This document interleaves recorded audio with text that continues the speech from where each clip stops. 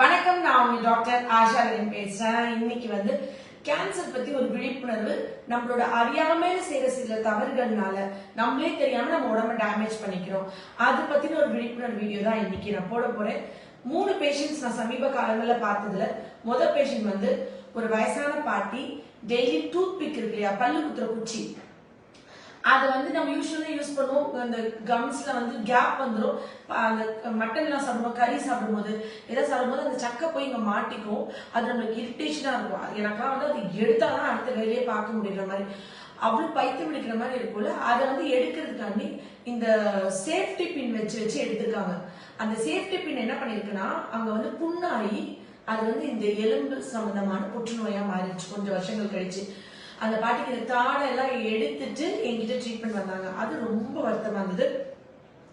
ஏன்னா நம்மளே ஒரு விஷயத்தை திரும்பி திரும்பி புண்ணாக்கிக்கிட்டே இருக்கும்போது அந்த புண்ணு புற்றுநோயா மாற வாய்ப்பு இருக்கு. அதே மாதிரி கர்ப்பவாய் நிறைய வெள்ளப்பட்டது இருக்கு. அதை நம்ம ரொம்ப இச்சிங் இருக்கு. கர்ப்பவாயில கைய வச்சா சொரிஞ்சா அந்த கொஞ்சம் அப்படியே சுகமா இருக்கு. சொரிஞ்சு முடிச்சப்ப யூரின் போனா நெருப்பு பட்ட மாதிரி எரியுது யூரின் போற இடத்துல. பெண்கள் இத ரொம்ப சொரிஞ்சு சொரிஞ்சு சொரிஞ்சு சொரிஞ்சு அப்படியே அது புண்ணா இதுன்னு சொல்லி வருவாங்க. ரெகுலரா தேங்காய் எண்ணெய் தருவாங்க.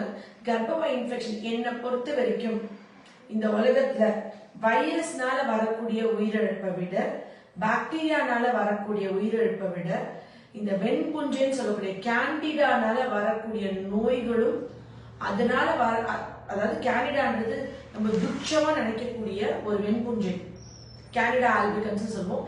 அது ஒரு ஃபங்கஸ். அதாவது இந்த ஃபங்கஸ் ஈஸ்ட் மிகப்பெரிய சமுதாய ஒரு சீரழிவை பேரழிவையும் காஸ் பண்ணுன்றது என்னோட யூகம். இது என்னோட தனிப்பட்ட கருத்து. இது இல்லாம கூட போகலாம். ஆனா நான் கெஸ் பண்ணது நிச்சயமா ரொம்ப பெரிய விஷயமாகும். ஏன் அப்படின்னு சொன்னா, நாக்குல வெள்ளையா ஃபங்கஸ், நாக்குல வெண்படலம் பதிஞ்சிருக்கு. தொடையில எல்லாம் அந்த படத்தாமரை மாதிரி இன்ஃபெக்ஷன் இருக்கு. கர்ப்பவாயில அதிகமான அளவுக்கு வெள்ளப்பட்டது இருக்கு, ஸ்மெல் இருக்கு, இச்சிங் இருக்கு. இந்த 3 வெண்புஞ்சை நம்மள அஃபெக்ட் ஆயிருக்கா அப்படின்றதுக்கான அறிகுறி. இந்த 3ஐயும் நீங்க கேர்லெஸ்ஸா விடும் பொழுது இது உங்க ரத்தத்திலே மிக்ஸ் பண்ணி அடுத்து அடுத்து அடுத்து அடுத்து ஒரு உயிருக்கு ஆபத்தான விஷயங்களை கொண்டு போகலாம். அண்ட் தூக்கமின்மை, இந்த கேண்டிடா இன்ஃபெக்ஷனால ஒரு உறுப்பு அட்ரோஃபி, ஒரு உறுப்பே சுருங்கலாம், தூக்கமின்மை ஆகலாம், பேட் தாட்ஸ், நெகட்டிவ் தாட்ஸ், குழப்பம், கோபம், ஸ்ட்ரெஸ், டிப்ரெஷன். எப்படி நல்ல கிருமி உடம்புக்கு நல்லதோ, கட்டுக்கு நல்லதோ, தயிர் கெஃபீர்ல இருக்க நல்ல கிருமி எப்படி நம்ம உடம்பு நல்லா வளர்க்குதோ, இந்த கெட்ட கிருமின்னு சொல்லக்கூடிய இந்த சாதாரண ஒரு ஃபங்கஸ், அதாவது நம்ம முன்னோர்கள் அந்த காலத்துல எடுத்துக்கிட்ட உணவு முறை பழக்க வழக்கங்களால இந்த புஞ்சை நம்ம உடம்புல வளரவே வாய்ப்பு இல்லாம இருந்தது. இது நம்ம மஞ்சள் போட்டு குடிக்கிறது நம்மளோட உணவு முறைகள்ல நிறைய விஷயம் இருந்தது. இந்த ஃபங்கஸ் எதிர்த்து நம்ம சண்டை போடவே தேவையில்லை. நம்மளோட லைஃப் ஸ்டைல், நம்மளோட எக்கோசிஸ்டம்லயே, நம்மளோட உணவியல்லையே அது ரொம்ப பக்காவா மெயின்டைன் ஆயிட்டு இருந்தது. ஆனா அதை விட்டு நம்ம ரொம்ப தூரம் வந்துட்டோம். அது ஒரு மிகப்பெரிய பாடம். நிச்சயமா தனி வீடியோல அதை பத்தி நான் ஃபுல்லா கிளாஸ் இருக்கிறேன். நம்மளோட உணவு, நார்த்தங்காய் ஊறுகால இருந்து நம்ம சாப்பிடுற உணவுலயே இந்த மாதிரி சின்ன துச்சமா நினைக்கக்கூடிய ஃபங்கஸ் தான் நமக்கு ஒரு விஷயமாவே இல்லாம இருந்தது. குப்பமேனி இலையில இருந்து ஒரு நொச்சி வரைக்கும் இதுவே நம்மள ஒரு உடம்ப பாதுகாக்கிறதுக்கு நிறைய உதவியா இருந்தது. ஆனால் இப்ப இருக்கிற டைம்ல ஒரு சின்ன தலைவலியா, ஒரு சாம்பிராணி தலையில நீர் கோத்திருக்கா, தலைக்கு குளிச்சுட்டு சாம்பிராணிய அடுப்பு கறியில போட்டு முடியல காமிச்சு அந்த உள்ள இருக்கிற தண்ணியெல்லாம் இஞ்சி போக வச்ச காலம் போய், ஒரு 10 மாத்திரை போட்டு நம்ம தலையில இருக்கிற நீரை வத்த வச்ச காலம் போய், சுடுதண்ணி வச்சு போர்வை போத்தி ஆவி பிடிச்சு சும்மா இந்த யூக்கலிப்டஸ் மரத்துல இருந்து இலைய பறிச்சுட்டு போட்டு ஆவி பிடிச்சு அந்த நீரை ஃபுல்லா வடிச்ச காலம் போய், ஒரு தும்மல்னா உடனே போய் ஒரு செட்டு மாத்திரை.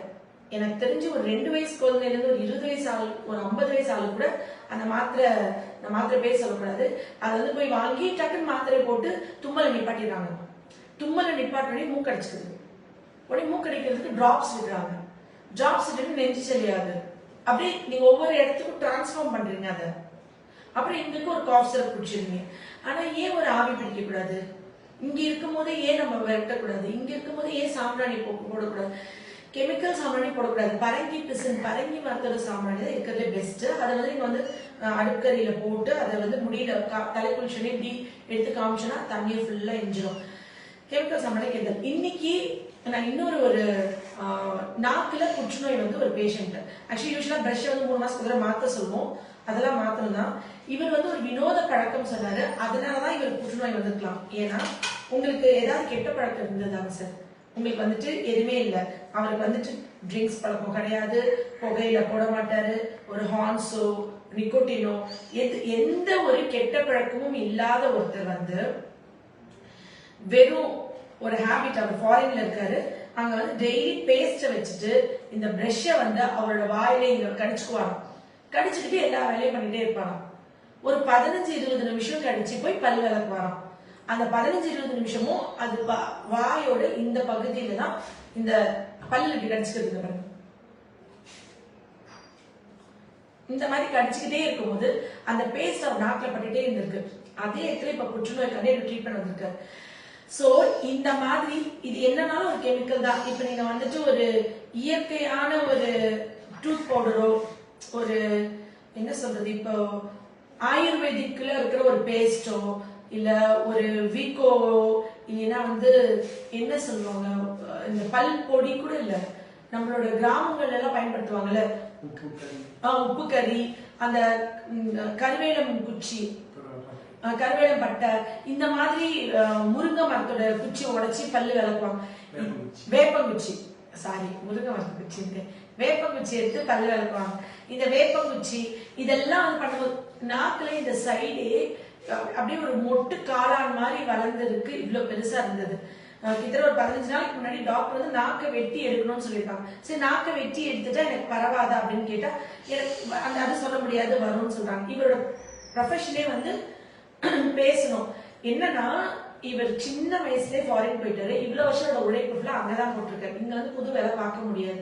தன்னோட குடும்பத்தை, தன்னோட சகோதரர்கள் எல்லாத்தையும் லைஃப்ல செட்டில் பண்ணிட்டு இப்பதான் தான் பிள்ளைங்க ஒரு 8வது ஒரு 5வது இருக்கும்போது தான் பிள்ளைகளுக்காண்டி, தான் குடும்பத்துக்காண்டி, தன் மனைவிக்காண்டி சம்பாதிக்கணும்னு நினைக்கும் போது இவ்வளவு பெரிய பிரச்சனைன்னும் போது எனக்கு ஃபர்ஸ்ட் பார்க்கும்போது நான் ஃபர்ஸ்ட் டே சொல்றேன், சார் நீங்க வந்து டங்க எடுத்துட்டு, ஏன்னா என்கிட்ட ஒரு ஐயா இருந்தாரு, நான் ஏற்கனவே வீடியோ போட்டிருக்கேன்.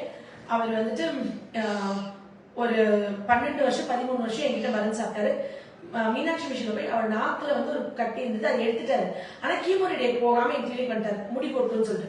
அதெல்லாம் பண்ணக்கூடாதுங்க ஐயா, ஒன்ஸ் கத்தி வச்சா நீங்க போய் கீமோரேடியை ஃபினிஷ் பண்ண அவ்வளவு ஃபோர்ஸ் பண்ணி அவர் அனுப்பு. அவர் வந்து நீ மருந்து கொடுத்தா கூட இல்லை, நான் போக மாட்டேன், எனக்கு இதுவே பயமா இருக்கு, பேச்சு ரொம்ப கொதலி வருதுன்னு சொல்லிட்டு அப்புறம் என்கிட்ட 12 வருஷம் கிட்ட மருந்து சாப்பிட்டாரு. அவரை வச்சு 2-3 வீடியோ போட்டிருக்கேன். அவர் எப்படி சொல்றது, அந்த மாதிரி நிறைய பேர் நான் பார்த்திருக்கேன். சார் நான் இவருக்கு சொல்லிட்டேன், சார் நீங்க அப்பியர் இன் யுவர் 50s, நீங்க கண்டிப்பா ரிமூவ் பண்ணிட்டு ஹோமியோ மெடிசன் சேர்த்து சாப்பிடுங்க. அவர் சொன்னா வேற ஆப்ஷனே இல்லையா மேம், எனக்கு வந்து என்னோட தொழிலே வந்து பேசுறது, நான் வந்து பெரிய கம்பெனில ஒர்க் பண்றேன், ஐ ஹேவ் டு ஸ்பீக், இதை எடுத்துட்டா ஸ்பீச் வந்து ஸ்லரிங், நான் பேசுறது புரியாதுன்னு சொன்னா ஸோ நான் அந்த வேலையை விட்டு வர மாதிரி இருக்கும். நான் அப்ப ட்ரை பண்றேன் அப்படின்னு சொல்லிட்டு ஹோமியோபதி மெடிசன்ஸ் கொடுக்க ஆரம்பிச்சேன். இப்போ ஒரு 10 நாள் கிட்ட ஆயிருக்கு. இன்னைக்கு அவர் கிளினிக் வரணும், இன்னைக்கு அவர் வந்து திருப்பியும் ஃபாரின் கிளம்புறாரு, ஒரு மாசம் வந்து எக்ஸ்ட்ரா வாங்கிட்டு போலான்னு வந்தார். அப்ப என்கிட்ட ஒரு வார்த்தை சொன்னாரு, மேம் நான் வந்து எனக்கு எந்த கெட்ட பழக்கம் இல்லை, எனக்கு எதனால வந்திருக்கலாம். நான் சொன்னேன், நிறைய பேர் நாக்க கடிச்சுக்குவாங்க, ஒரே திருப்பி திருப்பி கடிச்சுக்கிட்டே இருக்கிறது, அதனால உங்களுக்கு இது ஆயிருக்கலாமா, நம்ம என்னன்னு பேசிட்டு இருக்கோம். அப்பதான் சொன்னாரு, இந்த மாதிரி பிரஷ்ல பேஸ்ட் வச்சுட்டு இந்த இடத்துல இப்படி வச்சுக்கிறேன் மேம், அங்கேயே வச்சுக்கிட்டு ஒரு நாளெல்லாம் நான் பாட்டு சுத்திக்கிட்டு இருப்பேன், ஒரு 10-15 மினிட்ஸ் எல்லா வேலையும் முடிச்சுட்டு அப்புறம் வந்து விளக்குவேன், இங்க மட்டும் தான் வைப்பேன். ஸோ அந்த இடத்துல அந்த அதாவது கெமிக்கல் தானே, அது நாட்டில் பட்டுக்கிட்டே இருந்ததுனால எனக்கு இப்ப புற்றுநோயா வந்திருக்கலாமா அப்படின்னு ஒரு வார்த்தை சொன்னார். நான் உடனே ஆமா இது நிறைய பேர் பண்றாங்க, நிறைய ஆண்கள் பண்றாங்க, பெண்கள் வந்து பிள்ளைகளை ஸ்கூலுக்கு அனுப்புறதா வாயில பிரஷ்ஷை வச்சுக்கிட்டு சமையல் வேலை பாக்குறாங்க.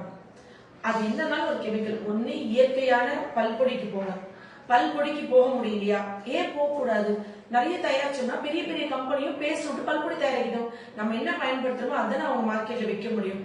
சோ அதை தேடி தேடி வாங்கி யூஸ் பண்ணுங்க இயற்கையா.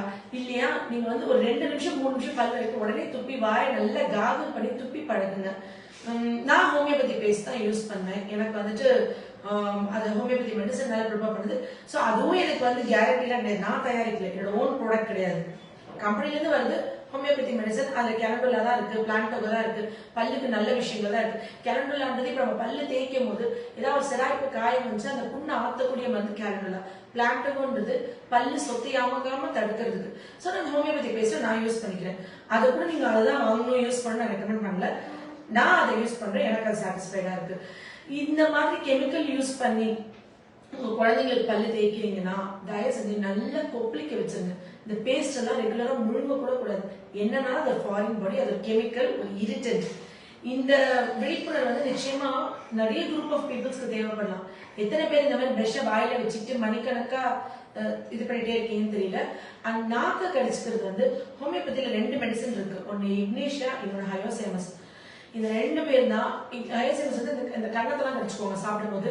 இக்னேஷியா வந்து பயங்கர ஸ்ட்ரெஸ், டிப்ரெஷன், எப்ப பார்த்து சின்ன வார்த்தை சொல்லிட்டு அது சண்டைக்காரங்க பஜாருங்களா இருப்பாங்க. சரி பஜாரின்னு சொல்லணும்.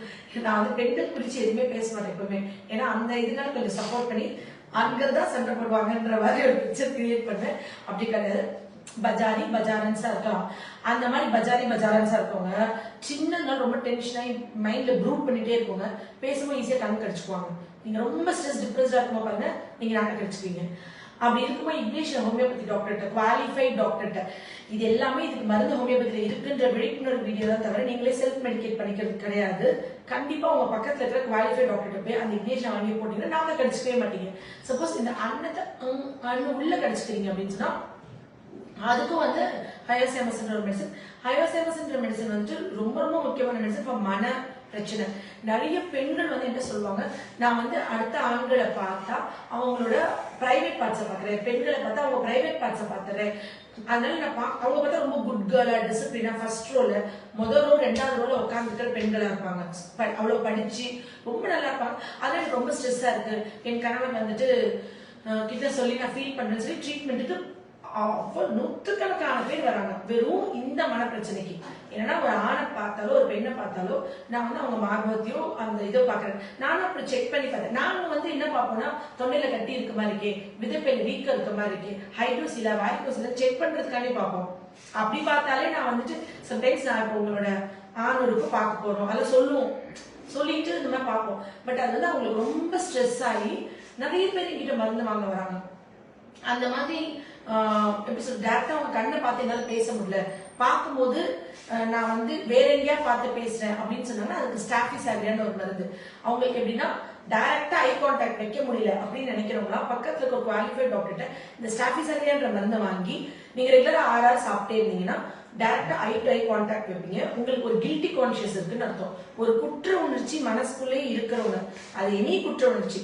நிறைய டீனேஜ் பசங்க வந்து மாஸ்டர்பேஷன் பண்ணுவாங்க, செக்ஷுவலா அவங்க ஏதாவது தப்பு பண்ணிட்டு இருப்பாங்க, தப்பான வீடியோ பார்ப்பாங்க, இல்ல தப்பான புக்ஸ் படிப்பாங்க, இல்ல தப்பான வேலை பார்த்துட்டு இருப்பாங்க, கைப்பழக்கம் மாதிரி.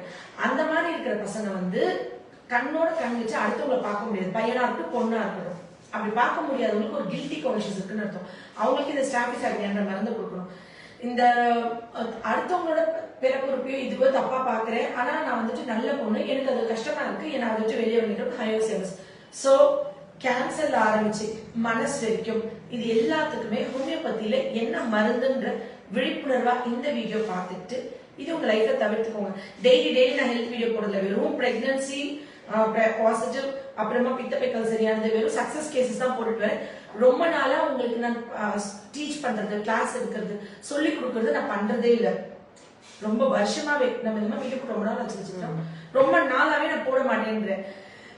என்னச்சுன்னா அதுக்கு வந்துட்டு ஒண்ணு வந்து நான் இனிமே ரெஸ்பான்சிபிள் எடுத்துக்கிறேன். கண்டிப்பா வாரம் ஒரு முறையோ மாசம் ஒரு முறையோ இந்த மாதிரி நான் சொல்லித்தரேன். அதனாலதான் ஒரு வீடியோலயே வெறும் கேன்சர் விட்டு ஆரம்பிச்சு பினிஷ் பண்ணாம அதை தொற்று உள்ள எல்லாத்தையுமே கூட சேர்த்து ஒரு வீடியோ போட்டுட்டேன். என்ன டாபிக் அப்படின்னு எல்லாம் இல்லாம ஒரு 10 பாயிண்ட் 20 பாயிண்ட் வச்சு இனிமே வீடியோஸ் நடுவில் எப்ப டைம் இருக்கோ நான் போட்டுறேன். அண்ட் ஐம் சாரி, நான் வந்து எஜுகேட் பண்ணாம இருக்கிறதும் தப்பு தான். என்னையும் உங்க அம்மாவா தாயா பிள்ளையா நினைச்சு நீங்க எல்லாம் வந்துட்டு எனக்கு முழு சப்போர்ட் கொடுத்தீங்கன்னா எனக்கு நேரம் இருக்கிற டைம்ல எல்லாம் நான் வந்து இந்த டீச்சிங் வீடியோஸ் சொல்றேன். நிறைய குழந்தைங்க சைக்காலஜி வீடியோ, பேரண்டிங் வீடியோ, அப்புறம் ஹெல்த் வீடியோ, நிறைய விஷயம் நான் வந்து உங்க கூட டிஸ்கஸ் பேசணும்னு நினைச்சிட்டே தான் இருக்கேன். கண்டிப்பா கூடிய விரைவில் அது ரெகுலரா ஒரு ரொட்டீனைஸ் பண்றேன். ஒரு மந்த்லி ஒரு இந்த மாதிரி வீடியோ உங்களோட நான் கண்டிப்பா பேசுறேன். நிறைய உங்களுக்கு ஹாப்பி அனௌன்ஸ்மெண்ட்ஸா சீக்கிரம் கொடுக்க போறேன். என்னை பிளஸ் பண்ணுங்க, ப்ரே பண்ணிக்கோங்க. Love you all. நன்றி.